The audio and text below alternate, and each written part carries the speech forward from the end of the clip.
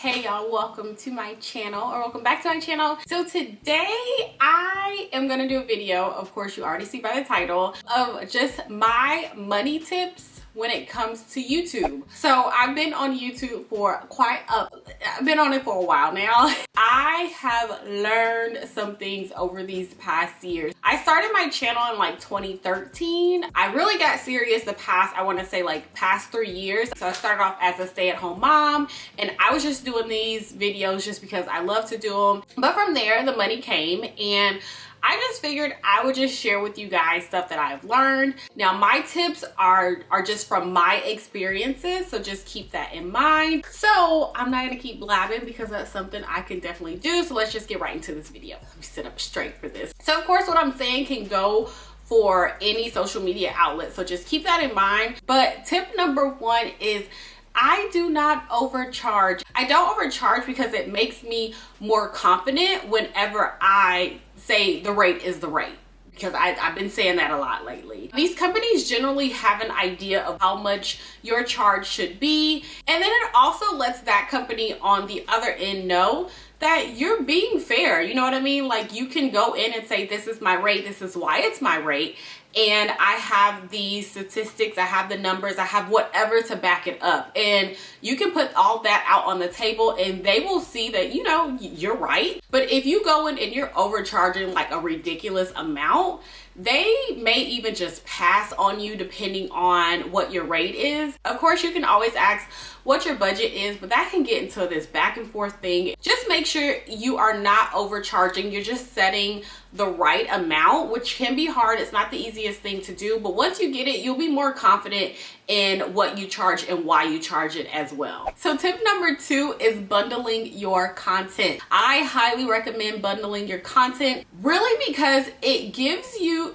can just charge more. I'm just gonna put it that way. So if a company approaches you on Instagram, let's just say you charge $800 for a video and they just want a video. And then you can go back and say, what if I give you this video and then I give you maybe 2 more pictures? You can charge for those 2 pictures. And a lot of times if I'm like trying to get the company to pay more or to do more with me, I'll take a little bit off as far as the rate goes. So I may charge them for the video that they requested, 1 full photo, and then half price of the next photo. So really the reality is, if I have to get all made up and my hair is all cute and outfits and all that kind of stuff, 9 times out of 10 I'm going to put in my bundle that I can also do photos and maybe an Instagram video, an Instagram story, something like that, because I can take that one video and I can put it in an Instagram story. I can put it in an Instagram video. I can do much more with it. So keep that in mind of what you're doing and how much more you can do with it. Of course, when you're bundling your content, make sure you keep in mind those usage rights. I'm gonna go straight into my third tip, but it is just as important. It's something that I've been learning, struggling with, anything, all that kind of stuff. Know your usage rights and know that you should be compensated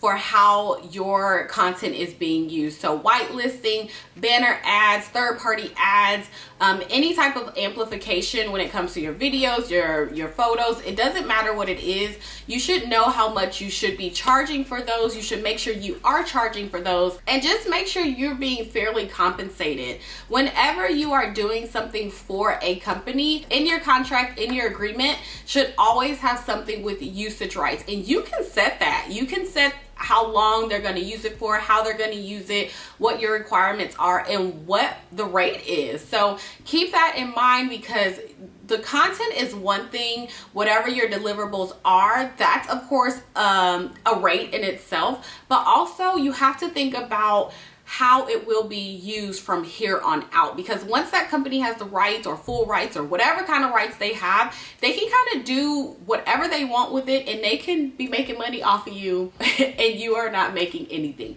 I've been there, done that. It's a struggle. To me, they're gonna put whatever they want to put in that contract or whatever. So make sure you're reading it, get some help if you need to, and understand how your content will be used from here on out. So tip number 4 is you should not be changing your rates every day or every month. in my opinion. Unless you're growing at a crazy rate, as you grow, as you put a whole bunch of time into your channel, your Instagram, your TikTok, all that kind of stuff, it takes a lot out of you. It takes a lot of work. So you should not be. If you are growing, your views are growing, your engagement, your just subscriber count, all that kind of stuff is growing, you shouldn't be charging the same amount through the entire year. It does not make sense to do that. The same thing that you're charging in January, in my opinion, you should not be charging in the summer. So make sure you change your rates accordingly. Make sure they're fair as well. Another thing with that is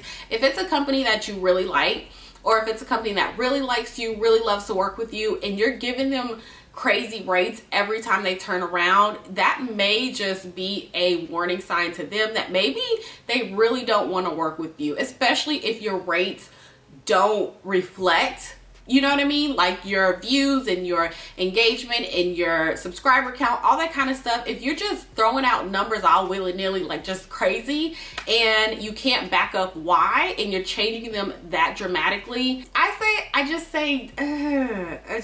just don't think that's a good look on your behalf. Again, my tips. You can do whatever you want, but that's just me. So another thing that kind of piggybacks off of that I've learned is I can tell when I'm not charging enough. A lot of times what will happen with me, especially when it comes to hair companies, because I work a lot with hair companies, is the more people are in my inbox, the more companies that I have that are emailing me like crazy, because a lot of these companies work like L'Oreal does. L'Oreal is here, and L'Oreal has a lot of smaller companies underneath. So the same thing especially when it comes to hair, I know for a fact. So a lot of times when I'm just like, why does everyone want to work with me? And it took me a second to figure this out, is because I was cheap. Like, I was not charging enough money. They were like, oh yeah, she makes great videos, she's good, we like her, and she's cheap. Let's just work with her as much as we possibly can. But for the longest time, I just thought, like literally the longest time,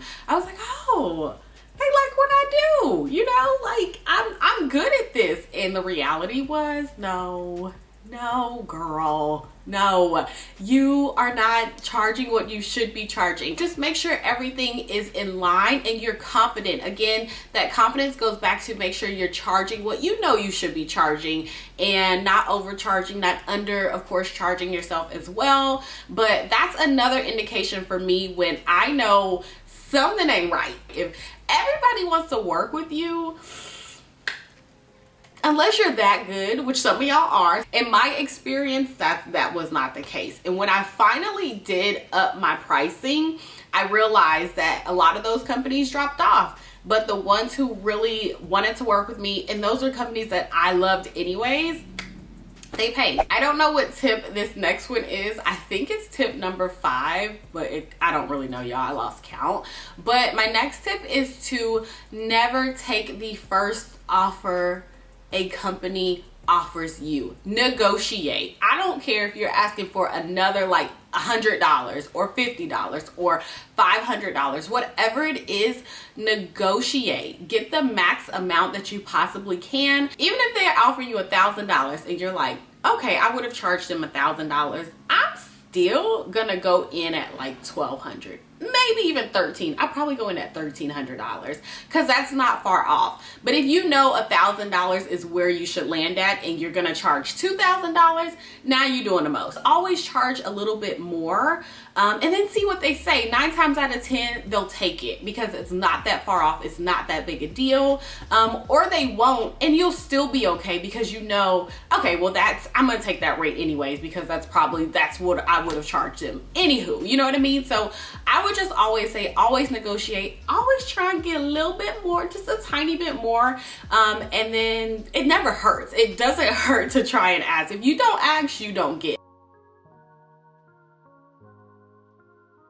Get used to negotiating, but learn when to cut that crap off, because I'm not going back and forth with you 50,000 times. Eventually you're gonna get the email that says the rate is the rate. and that's fine. So with that, my next tip is to learn how to walk away from companies that don't want to pay you. Like if they like trying to lowball you for real, then walk away from it. I just had to do this with a company because it wasn't even what they were asking of me. It was the usage rights and how they wanted to use my content afterwards that I had a problem with. And the reality, how they wanted to use it, I probably would have like quadrupled my rate when it came to them. And they didn't want to do that because they thought I was naive when it comes to usage rights and all that kind of stuff. So they completely just like slipped it in at the end of the contract, and I was like, this is not gonna work. And that was that, you know what I mean? So learn how to walk away from companies that don't want to pay you, because the reality is this stuff takes a lot of work. Look, it looks easy, but when you have to record, you have to edit, you have to do your own photography, you have to edit that, you've got to make the content, you've just got to plan it. It's a lot. You have to take phone calls and emails and all that kind of stuff. It takes a lot of work, so make sure you're compensated for that. And if a company really wants to work with you, they will pay you. They will pay you what you're asking for because they want to stay on good terms with you, because 9 times out of 10, they're going to want to work with you again, especially if you produce really great content. So just learn to walk away. The deal may look good. Again, it may look good on the surface. Same thing what happened to me. The deal that the company offered me looked good. I was like, okay, I could do this. And they like, you know, they paid me a little bit like extra. I was like, oh, all right, this is easy. This is gonna be fun. This is a topic that I like. And then again, I went to those usage rights and I was like, not gonna happen. The reality is, if you don't walk away from certain deals, especially when you are not being compensated fairly, not only do you hurt the rest of us, that the companies are just gonna think that they can pay whoever this small amount and be done with it. So not only are you kind of, you know, setting the rest of us back, but they're going to get used to paying you pennies because that's what you keep on accepting. Once you just say no and you walk away, a lot of times they've come back and they've said, okay, we'll pay you X amount of dollars for whatever. And bam, I know it's gonna suck in the beginning because you're gonna be like, oh, I could pay my rent with this, or I could pay my car note with this, and you're gonna have to walk away from it. But just know it's gonna benefit you in the end. I promise it will. And also pay attention to your analytics. When it comes to YouTube, when it comes to Instagram, that's all I'm really on, so I can't really get into the other social media outlets, but they literally will break your month down. They will break your videos down. They will break your money down. They will break everything that they possibly can, to a certain extent, I guess I should say, down for you. And that's something I look forward to every single month, to see what video did well and how much it earned and how many views and how many new subscribers or followers that I get from this particular post on Instagram, and who unfollowed me and what day did they unfollow me, what did I post on there, like all that kind of stuff. These social media outlets will give you your analytics, and it's up to you to pay attention to them. Each and every one of you is just smart enough to just go in there and see how things are going, what kind of videos are doing the best, who's watching what, how your engagement rate is, that kind of thing. When it comes to engagement rate, that's the easiest thing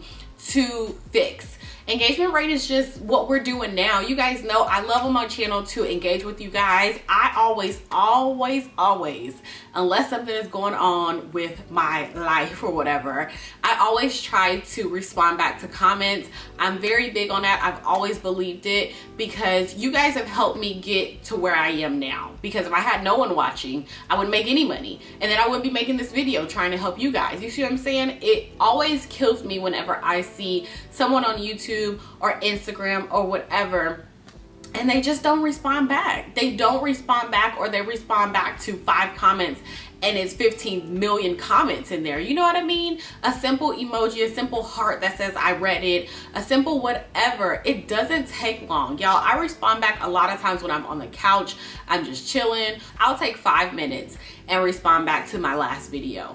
If you can't do something like that, then make sure on your, back office days, those work, just paperwork, email days or whatever, that you're not recording, make sure you are putting in 15 minutes to just respond respond to comments. Now, I will be honest with you guys, I have definitely slipped on probably my last 2 videos. Storm came, I got sick. I was sick for a second, and then it was just a lot going on. But other than those two, like my last 2 or 3 videos, I am pretty dang good on YouTube. I'm really good on Instagram as well, because it doesn't take much. And I just want y'all to know that I appreciate you as well, just listening to me, just being my support system. So that's another thing. I know I just got off on a huge tangent right there, but that's another money maker for you. Oh, the last thing I just read right here, the last thing that I almost forgot: rush fees. Whenever you are rushed to do something, if you agreed with company X, Y, and Z that you will post on your deliverables will go live in, I don't know, the end of April, and they need it like the next week, like here in March, I'm gonna charge for that. That's a rush fee, because now you're making me push back and change my plans, change my content. Well, you know, you were having a sale at the end of April or whatever was going on in May. I don't even know. But these companies plan for certain things. They plan out their year, they plan out their quarters, all that kind of stuff. And I plan my stuff as well. And if you're telling me, right, you know, tomorrow that you need something by Friday, you know, this Friday, I used to, y'all, just be like, okay, I'll get it done, and I would just get it done. So yeah, so if I have to do that, I'm gonna charge you a rush fee, and stuff like that deserves compensation. If you were to go ask for a cake that you need done tomorrow or the next day, the baker's gonna be like, okay, I could probably do it, but it's gonna cost you for a rush fee. It all kind of ties into one another, and you just really have to think about those little things that can really add up to the money when it comes to, you know, making money as a content creator, influencer, I hate that word, whatever you want to call yourself. So I think that is pretty much it for my tips, you guys. I hope it was helpful. I'll probably be back with a part 2. Hopefully. I'm always learning, you guys, and you know I'm always willing to share as well whatever I've learned. So I'm hoping I can make this like what I've learned tips YouTube thing into like a series. If you guys have any questions, any suggestions, or like a certain topic you want me to talk about, just put it down below. And I think that is it for this video. So I hope it was helpful. Don't forget to thumbs up this video if you enjoyed it, and don't forget to subscribe. So thank you guys so much for watching, and I will talk to you in my next video. Bye.